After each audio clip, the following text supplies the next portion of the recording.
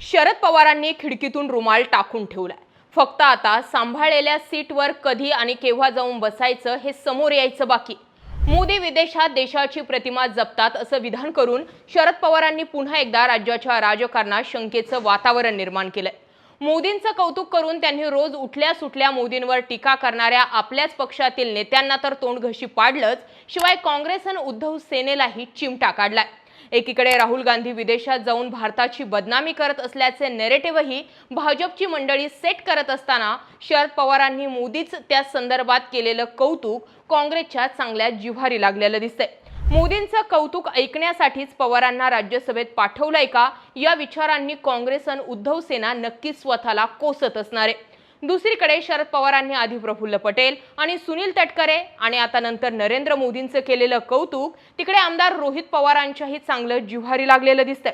ज्या पक्षाच्या मेळाव्यात शरद पवारांनी मोदींचं कौतुक केलं त्या मेळाव्याला दांडी मारत रोहित पवारांनी पक्षाला सूचक इशाराच यातून दिला। पवारांनी आतापर्यंत किती वेळा मोदींचं कौतुक किंवा पाठराखण केली आहे, आत्ताच त्यामागील राजकीय गणित नेमकं कशी जुळू शकतात यावरती बोलणं गरजेचं आहे, चर्चा करणं गरजेचं आहे। 2016 मध्ये नरेंद्र मोदींनी घेतलेल्या नोटाबंदीच्या निर्णयाचं शरद पवारांनी सुरुवातीला स्वागत केलं होतं। ज्यावेळी संपूर्ण विरोधी पक्ष मोदींच्या निर्णयाच्या विरोधात होते त्यावेळी शरद पवारांनी मात्र सुरुवातीला या निर्णयाचं समर्थन केलं होतं। नंतर मात्र आपल्यावरच याबाबत टीका होत असल्याचं पाहून पवारांनी सोयीस्करपणे वेळोवेळी यावर टीका करायला सुरुवात केली। दुसरी घटना 2018 सालची, जेव्हा काँग्रेस आणि संपूर्ण विरोधी पक्ष राफेल खरेदीच्या करारावरून केंद्र सरकार आणि नरेंद्र मोदींवर थेट भ्रष्टाचाराचे आरोप करत होते, तेव्हा शरद पवारांनी लोकांच्या मनात मोदींच्या हेतूबद्दल कोणतीही शंका नाही असं सांगून काँग्रेसच्या विरोधाची हवाच काढून टाकली होती। शरद पवारांनी एक प्रकारे नरेंद्र मोदींना आपल्याकडून क्लीन चिट देऊन टाकलेली होती। तिसरी घटना जून 2020 ची, गलवान खोऱ्यात ज्यावेळी चीनशी भारतीय सैन्याचा संघर्ष सुरू होता त्यावेळी काँग्रेसकडून केंद्र सरकारच्या आंतरराष्ट्रीय धोरणांवर टीका करण्यात येत होती।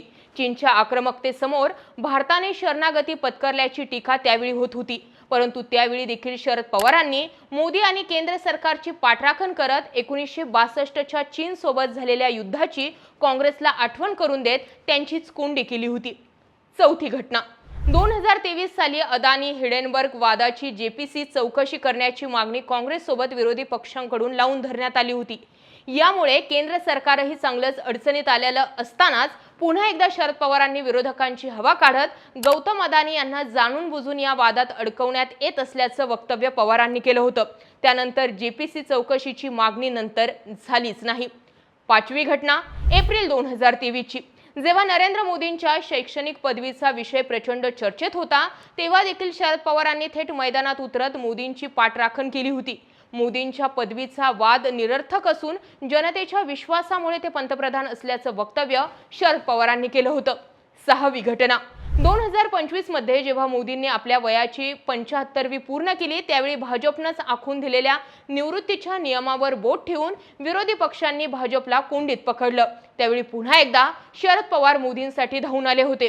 आपण स्वतः वयाच्या 75रीत निवृत्त झालो नाही तर मोदींना काय सांगणार असं सांगत त्यांनी एक प्रकारे विरोधकांचीच खिल्ली उडवली।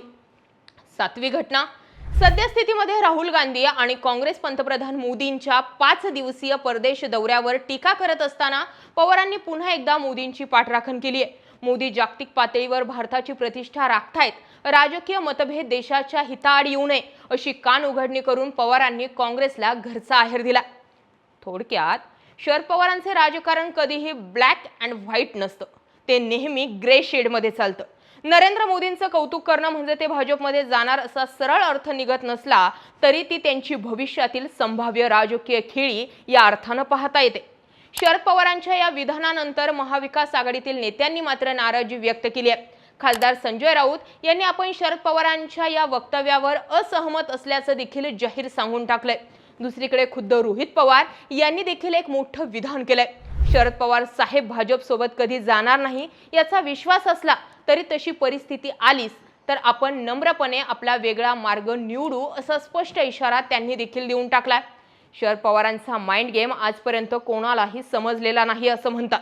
शरद पवार ज्याचं कौतुक करतात त्यानं थोडं घाबरलंच पाहिजे, परंतु मोदींच्या बाबतीत पवारांचा हा नियम आतापर्यंत तरी कधीही लागू पडलेला दिसून आलेला नाही।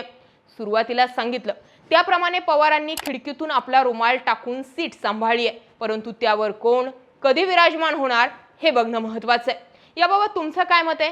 कमेंट करा। मुद्दा विषय आवडला असेल तर शेअर करा। सध्या देश पेट्रोल आणि डिझेल इंधनाचा फटका सहन करतोय। पेट्रोल पंपांवरती 2-2, 3-3 किलोमीटर पर्यंत रांगा लागून आहेत। काही लोकांनी पेट्रोल पंपांवरच मुक्काम ठोकलाय। समृद्धी महामार्गावर यापेक्षाही बिकट परिस्थिती दिसून येते। देश हतबल आहे आणि देश हतबल झालाय देशातील सिस्टीममुळे। मग अशा वेळी अनेक काळ विरोधात बसलेल्या शरद पवारांनी सरकारचं कौतुक करण्यापेक्षा सरकारचा कान पकडणं गरजेचं आहे की इथेही सोयीस्करपणे राजकारण करणं गरजेचं आहे, असा प्रश्न शेवटी उरतोच। असो, राहुल गांधींनी कमीत कमी भूमिका घेतली आहे, स्टँड घेतलाय, मात्र शरद पवार तळ्यात मळ्यात खेळतायत आणि कदाचित याच तळ्यात मळ्यातील भूमिकेमुळे महाराष्ट्रात कधीही एखादी वर्चस्व मिळवता आलं नाही, असाही सूर आता एकंदरीत सोशल मीडियावर उमटताना दिसतोय। तुम्ही या सगळ्या घडामोडींकडे कसे पाहता? कमेंट सेक्शन मध्ये जरूर व्यक्त व्हा। जय महाराष्ट्र।